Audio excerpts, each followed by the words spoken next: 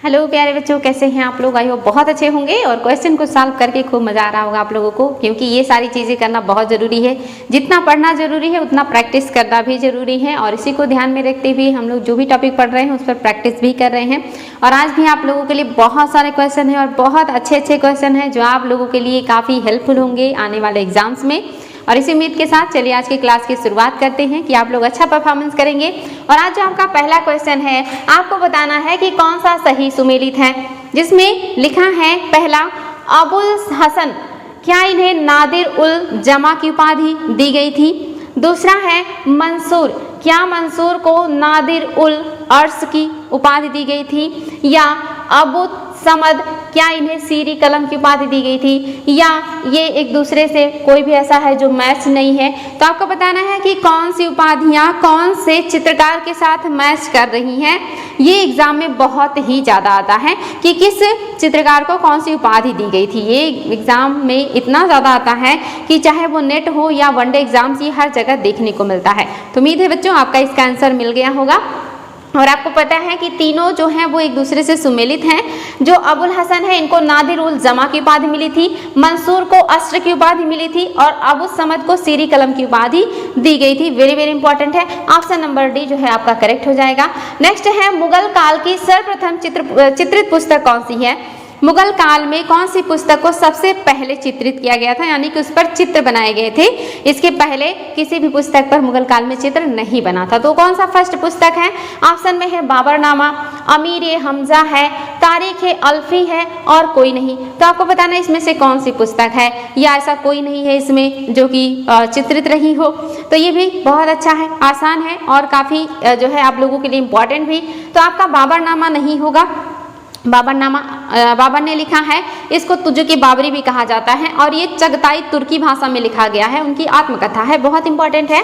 अमीर हमजा ये भी नहीं है। कौन सा होगा आपका? तारीख अल्फी, इसी पर सबसे पहले मुगल काल में चित्रकारी किया गया था, इसलिए ये बहुत इंपॉर्टेंट है। नेक्स्ट है कलमकारी चित्रकला निर्दिष्ट करती है, किस चीज को निर्दिष्ट करती है ये? क्या दक्षिण भारत में सूती वस्त्र पर हाथ से की गई चित्रकारी है ये? या पूर्वोत्तर भारत में बांस के हस्तशिल्प पर हाथ से किया गया चित्रांकन है? या भारत के पश्चिमी हिमालय क्षेत्र में ऊनी वस्त्रों पर ठप्पे मारने की विधि है कलमकारी? ये भी एग्जाम में आ चुका है। कलमकारी क्या है और आप सभी को पता है कि कलमकारी क्या है। बहुत ही आसान और बहुत ही इंपॉर्टेंट क्वेश्चन है आपका जो पहला क्वेश्चन ऑप्शन है, यानी कि दक्षिण भारत में सूती वस्त्र पर हाथ से की गई चित्रकारी है आपका Kalamkari. Very very important and very very easy. Next question, निम्नलिखित में से कौन सा सुमेलित नहीं है? पहला है थांगटा चित्रकला, सिक्किम। दूसरा है रावण छाया गुफा, ओडिशा। तीसरा है अरमा मलाई चित्रकला, आंध्र प्रदेश। और चौथा है सित्तनवासल गुफा, तमिलनाडु। तो आपको बताना है बच्चों इसमें से कौन सा सुमेलित नहीं है।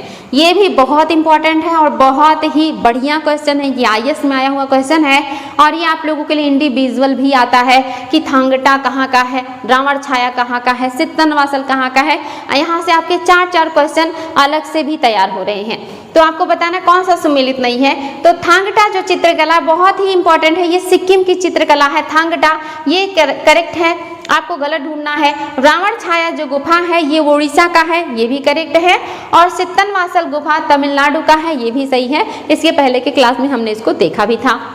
लेकिन आपका अरमा मलाई जो है ये आंध्र प्रदेश का नहीं है, आपका यही गलत हो जाएगा। ये कहाँ का है? तमिलनाडु का है, इसलिए ऑप्शन नंबर सी रॉन्ग है। और इसका आंसर आपको पहले से ही पता होगा क्योंकि पिछले क्लास में हमने इसके बारे में डिस्कस किया है।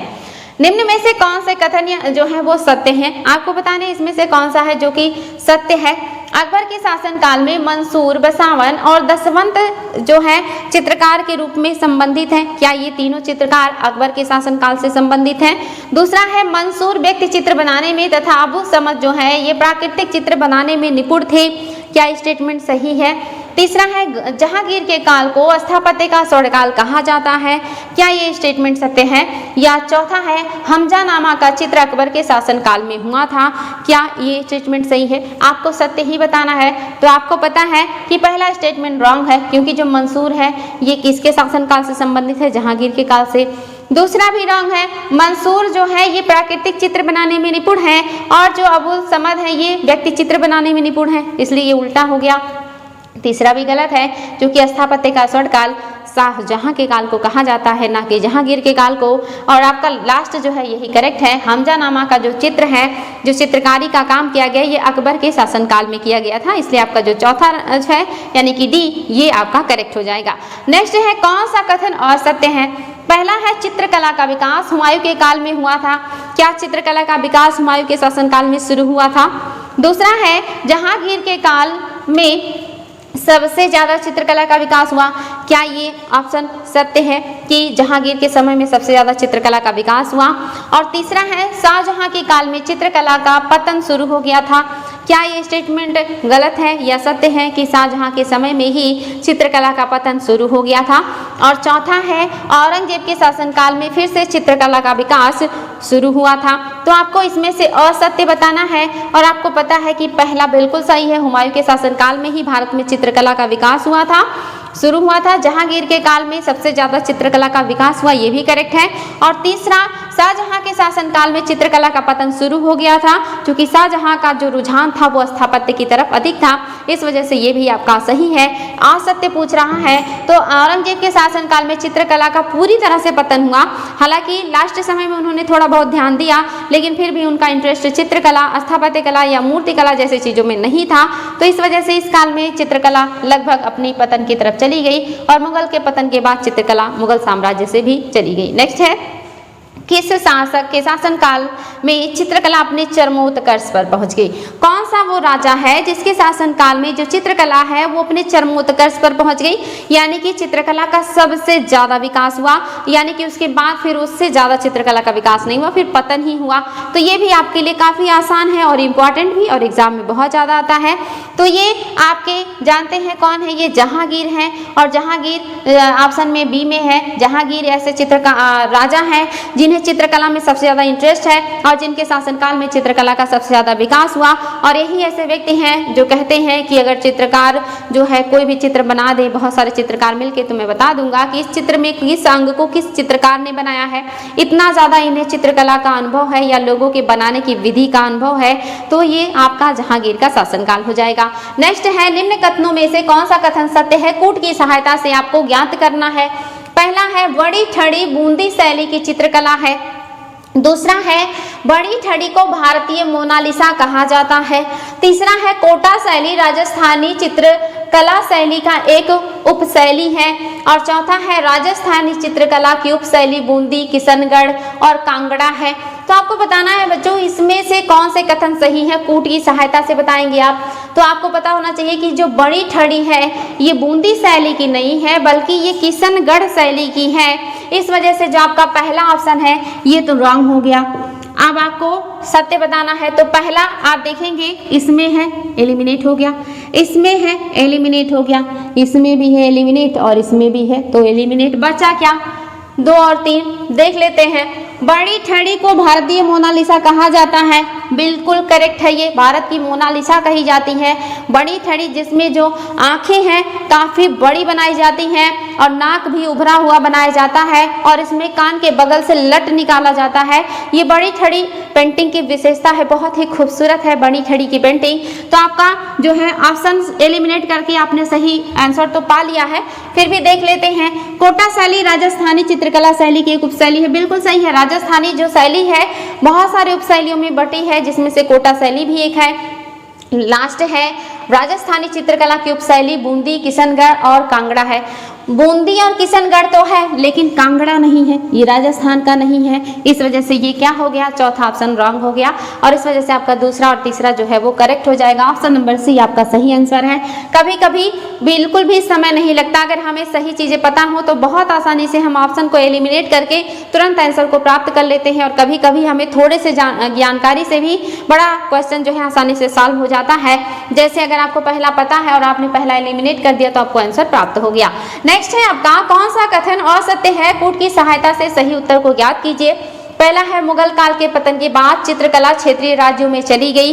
दूसरा है आधुनिक काल में चित्रकला का विकास में रविन्द्रनाथ टैगोर और अवनींद्रनाथ ठाकुर ने महत्वपूर्ण योगदान दिया। और तीसरा है मुगल काल में मूर्ति कला के साथ साथ चित्रकला और स्थापत्य कला का भी विकास हुआ। और आपका लास्ट है मुगल काल का स्वर्ण काल अकबर के काल को कहा जाता है, यानी कि और चित्रकला का स्वर्ण काल जो है ये जहांगीर के काल को कहा जाता है। तो आपको बताना इसमें से कौन सा कथन है जो कि असत्य है। और आपके पास कूट है, पहला दूसरा असत्य है, दूसरा तीसरा असत्य है, केवल तीसरा असत्य है, पहला दूसरा तीसरा असत्य है, और इसमें से ऐसा कोई नहीं है जो असत्य है, यानी कि सभी सही हैं। तो आपको आई होप आंसर मिला होगा कि मुगल काल के पतन के बाद चित्रकला क्षेत्रीय राज्यों में या क्षेत्रीय राजाओं के यहाँ चला गया और वहाँ पे अलग अलग तरह के क्षेत्रीय शैलियों का विकास हो गया, जिसमें राजस्थानी शैली, कांगड़ा शैली, बसोली शैली, अलग अलग शैलियों का विकास हुआ। इसके अलावा आप देखेंगे कि बिहार में भी एक शैली का विकास हुआ। तो आपका पहला स्टेटमेंट बिल्कुल करेक्ट है और दूसरा भी बिल्कुल करेक्ट है, क्योंकि रविन्द्रनाथ टैगोर और सबसे ज्यादा अवनींद्रनाथ ठाकुर ने ही आधुनिक चित्रकला के विकास में अपना योगदान दिया है। तीसरा जो है ये गलत है, क्योंकि मूर्तिकला का विकास मुगल काल में नहीं हुआ है। मुगल जो है इन्होंने मूर्तिकला के विकास में अपना कोई योगदान नहीं दिया है, इनके टाइम पीरियड में मूर्तिकला का विकास नहीं देखने को मिलता है। इसलिए आपका जो तीसरा ऑप्शन है ये रॉन्ग हो जाएगा और तीसरा ऑप्शन सिर्फ सी में है, तो आप इसको बहुत आसानी से सही आंसर पा सकते हैं। अब आपको चौथे में पढ़ने की जरूरत ही नहीं है, क्योंकि आपको आपका आंसर मिल गया है। मुगल काल का स्वर्ण काल अकबर के काल को कहा जाता है और चित्रकला का जो स्वर्ण काल है ये जहांगीर के शासन काल को कहा जाता है, इसमें कोई डाउट नहीं है, बिल्कुल करेक्ट है ये।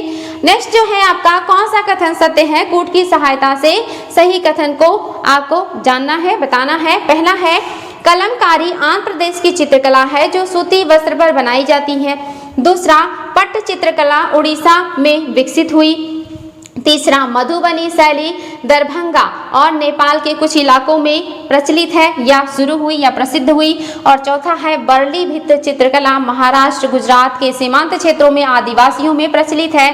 तो आपको बताना है बच्चों कि इनमें से कौन सा स्टेटमेंट है जो कि आपका करेक्ट है, सत्य है। तो आपके पास कूट है कि केवल पहला दूसरा सही है, या चौथा और तीसरा सही है, या दूसरा और तीसरा सही है, या सभी सही है, या कोई भी सही नहीं है। तो आपके पास इस तरह से कूट है, आप बता सकते हैं कि कौन से कथन सही है। तो आपको क्लास में मैंने चीज़ें बताई भी हैं कि जो कलमकारी है ये आंध्र प्रदेश का है और ये सूती वस्त्र पे बनाई जाने वाली डिज़ाइन है। और पट्टचित्र जो है ये आपके उड़ीसा से संबंधित है। और मधुबनी आपको पता है बिहार में प्रचलित है, खास करके नेपाल के सटे वाले इलाके में मधुबनी पेंटिंग बनाया जाता है। और लास्ट है बरली चित्रकला जो है ये महाराष्ट्र और गुजरात के सीमांत क्षेत्रों में जनजातियों में प्रचलित है, जनजातियों में प्रसिद्ध है। आपके चारों स्टेटमेंट जो है वो करेक्ट हैं, तो ऑप्शन नंबर डी आपका सही हो जाएगा। नेक्स्ट है कौन से कथन असत्य हैं, कूट की सहायता से आप इसको पा सकते हैं कि क्या आंसर सही होगा। पहला है सोहराई कला आंध्र प्रदेश की जनजातीय इलाकों की कला शैली है। दूसरा है फाड़ चित्र एक प्रकार के लंबे मफलर के समान वस्त्र है जो कि बनाया जाता है गुजरात में या प्रचलित है गुजरात में। और तीसरा है अवनींद्रनाथ ठाकुर ने यूरोपीय, ईरानी, जापानी, चीनी, मुगल और अजंता शैली के सम्मिश्रण से बंगाली शैली का विकास किया है। और चौथा है कलमकारी चित्रकला में प्राकृतिक पौधों, पत्तियों, पेड़ों की छालों, तनों आदि का प्रयोग किया जाता है। तो आपके पास कूट है, कूट की सहायता से आप असत्य कथन को बताएंगे कि इनमें से कौन सा कथन है जो कि आपका असत्य है। तो पहला था आपका सोहराई खेबर, यानी कि क्या पहला दूसरा असत्य है, या दूसरा तीसरा असत्य है, या तीसरा चौथा असत्य है, या सभी असत्य हैं, या कोई भी असत्य नहीं है, यानी कि सभी सत्य हैं। तो कौन सा कथन आपके हिसाब से असत्य है। तो बिल्कुल आसान है, सोहराई जो कला है ये आंध्र प्रदेश का नहीं बल्कि झारखंड का है, इसलिए आपका पहला ऑप्शन रॉन्ग हो गया और इसको जीआई टैग मिला है। इसलिए आपको याद होना चाहिए कि हाल ही में कौन से चित्रकला को या कौन से कला को जो है जीआई टैग मिला है। तो आंध्र प्रदेश जो झारखंड का सोहराई खोबर कला है इसी को जीआई टैग मिला है। और ये दीवारों पर बनाए जाने वाला चित्र है, जिसमें जो है शादी हो या फसल की कटाई के बाद जब लोग उत्सव मनाते हैं तो यहाँ पे दीवारों पे खूबसूरत चित्रकारी की जाती है। तो आपका पहला जो है रॉन्ग हो गया। फाड़ चित्र जो है एक प्रकार के लंबे मफलर नुमा वस्त्र पर बनता है या वस्त्र है, लेकिन ये गुजरात का नहीं है, ये आपका राजस्थान का है। इस वजह से आपका दूसरा भी रॉन्ग हो गया, ये राजस्थान का है फाड़ चित्र। तीसरा है अवनींद्रनाथ टैगोर ने यूरोपीय, ईरानी, जापानी, चीनी, मुगल और अजंता की शैलियों को मिश्रित करके एक नई शैली का विकास किया था जिसको बंगाली शैली कहा गया और इसी को ठाकुर शैली भी कहा गया। ये स्टेटमेंट बिल्कुल करेक्ट है। और चौथा कलमकारी चित्रकला में प्राकृतिक पौधों, पेड़ पौधों की छालों और इन सभी चीज़ों का उपयोग किया जाता है, ये भी सही है। तो आपका दूसरा तीसरा जो पहला दूसरा जो है ये रॉन्ग है। तो आपके क्वेश्चन के हिसाब से आपका जो ए है ये करेक्ट हो जाएगा। कौन सा सुमेलित नहीं है, इसमें से कौन सा है जो सुमेलित नहीं है आपको वो बताना है। पहला है पहाड़ी चित्रकला हिमाचल प्रदेश में प्रचलित है, क्या ये सत्य है। दूसरा है कांगड़ा शैली जम्मू कश्मीर के इलाके का है। तीसरा है तंजावुर तमिलनाडु से संबंधित है। और चौथा है मालवा शैली मध्य प्रदेश से संबंधित है। तो आपको इसमें से सही सुमेलित है कौन से वो कोट बताने हैं। तो क्या सिर्फ पहला दूसरा सुमेलित है, या दूसरा तीसरा सुमेलित है, या तीसरा चौथा सुमेलित है, या सभी सुमेलित है, या कोई सुमेलित नहीं है। तो ये भी बच्चों काफ़ी आसान है, काफ़ी इजी है और साथ में इम्पॉर्टेंट भी, क्योंकि आपके एक ही क्वेश्चन से 4 क्वेश्चन भी तैयार हो रहे हैं। साथ ही इसके अलावा और भी बहुत सारे क्वेश्चन तैयार हो रहे हैं। अगर यहाँ से कोई भी क्वेश्चन बनेगा तो आप बहुत आसानी से सही कर सकते हैं किस राज्य से है और किस तरह के चित्र कहाँ प्रचलित हैं। ये सारी चीज़ें आपके सही हो जाएंगे बहुत आसानी से। और इसका जो आपका कोट है कौन सा सुमेलित नहीं है, तो कोई नहीं, यानी कि ऐसा कोई नहीं है कि जो सुमेलित ना हो, यानी कि सभी सुमेलित हैं। तो आपका इस तरह का क्वेश्चन भी आता है एग्जाम में, जिसमें बच्चे कंफ्यूज हो जाते हैं कि सभी को टिक करें या कोई नहीं को टिक करें, और ऐसे में आता हुआ क्वेश्चन गलत हो जाता है। तो गलत नहीं करना है, इसी वजह से आप लोगों को हर तरह के क्वेश्चन को हम प्रैक्टिस करा रहे हैं, ताकि एग्जाम में आते हुए क्वेश्चन बिल्कुल भी गलत ना हो। क्योंकि जब आते हुए क्वेश्चन गलत हो जाते हैं तो बहुत दुख होता है। इस वजह से प्रैक्टिस करते रहें और इस तरह की जो मानवीय गलतियां हैं इससे बचें और अच्छा नंबर लेकर के आए। इन्हीं शुभकामनाओं के साथ आगे हम फिर और भी चीज़ों को लेकर उपस्थित होंगे। आज के लिए इतना ही, थैंक यू।